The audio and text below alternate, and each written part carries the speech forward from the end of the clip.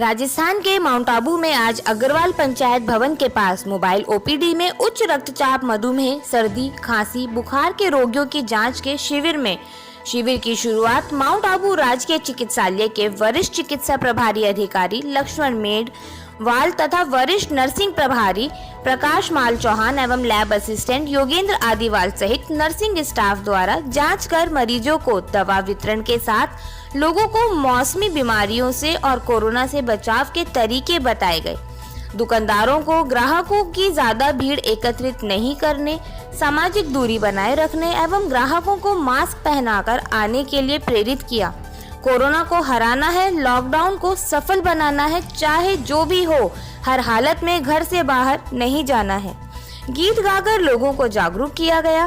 Corona युद्ध काल के चिकित्सा स्टाफ के व अन्य महिला नर्सिंग स्टाफ आदि के जांच सैंपल भी लेकर भेजे गए, जिससे कोई भी कर्मचारी स्टाफ संक्रमित ना हो और संक्रमण को फैलने से रोका जा सके।